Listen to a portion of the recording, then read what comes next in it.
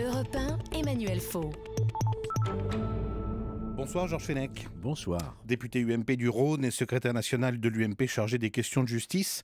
Il y a 4 jours, Nicolas Sarkozy brandissait fièrement les résultats victorieux de l'UMP au deuxième tour des élections départementales. Ce matin, il était dans le bureau des juges du pôle financier sur l'affaire des pénalités de campagne.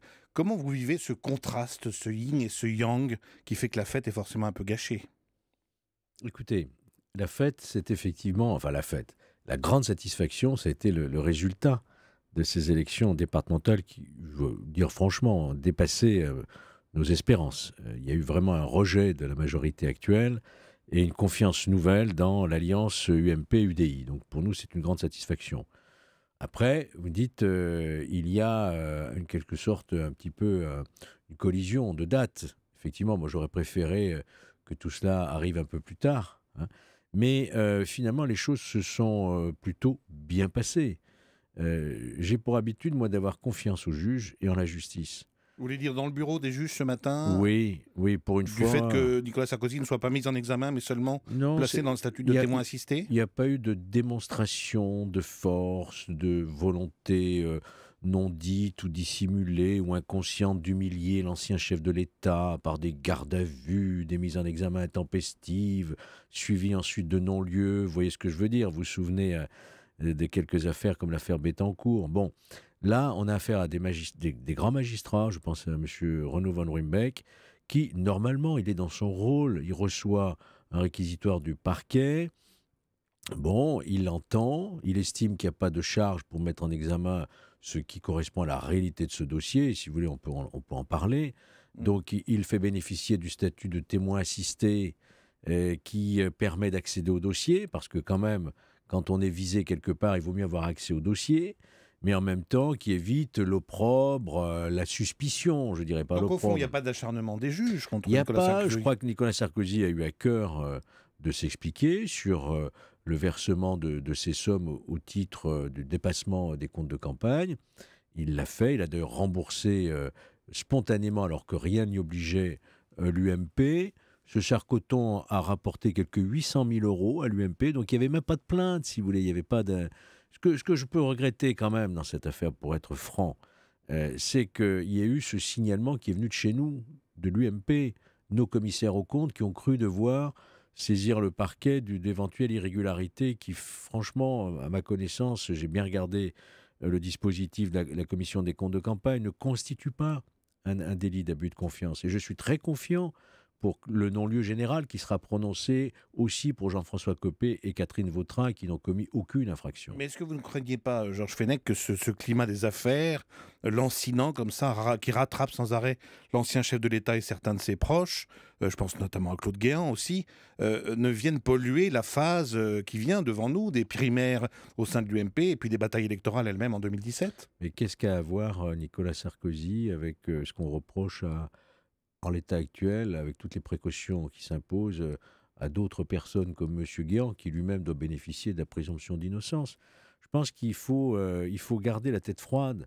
Voilà, il y a des procédures, effectivement. La plupart sont déjà terminées.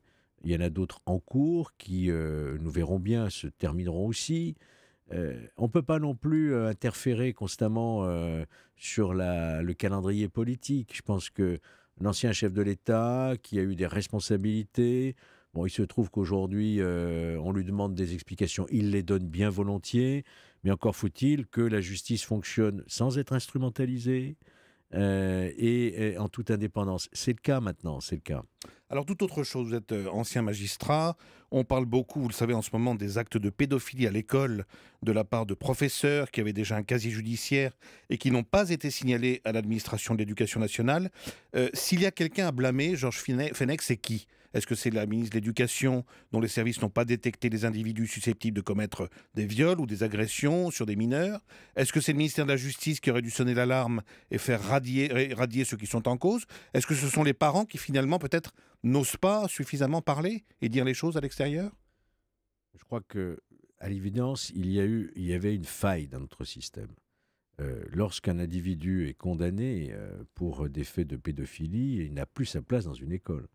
Or, l'information ne circulait pas entre entre la justice et l'éducation nationale. Ça, c'est une évidence. Il y avait une circulaire qui prévoyait de manière assez floue, je dirais, l'information. Mais une circulaire, ça n'a pas force de loi. Je crois maintenant Il faut urgent. resserrer le cadre Voilà, il y avait une juridique, faille. vous Moi, je pensez? veux faire porter la responsabilité à personne. Il y avait une faille dans notre système qui s'est révélée avec cette affaire. Bon, il faut vite la combler. Donc, le garde des Sceaux a annoncé effectivement son intention de faire adopter un dispositif légal d'information obligatoire des écoles en cas de soupçon ou de condamnation pour pédophilie.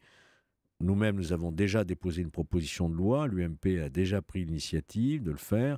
Donc, ce qu'il faut maintenant, c'est que ce genre d'affaires très tristes ne puisse se reproduire.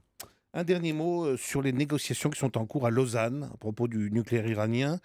On a l'impression, je ne sais pas si c'est la vôtre, que la France tient un peu la dragée haute aux Iraniens. Laurent Fabius a même quitté la Suisse cette nuit pour n'y revenir, dit-il, qu'en cas d'avancée vraiment marquante et décisive des discussions.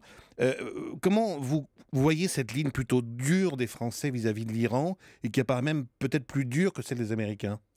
Écoutez, je vais vous dire, moi je suis sur cette ligne-là, une ligne dure. Si c'est celle de François Hollande, tant mieux. Je pense qu'on ne peut pas jouer avec le nucléaire. Vous souhaitez un accord au bout du compte? Mais il faudra bien qu'il y ait un accord. L'Iran est un grand pays, c'est un pays souverain, c'est un pays avec lequel nous devons discuter, dialoguer, c'est ce qui se fait actuellement.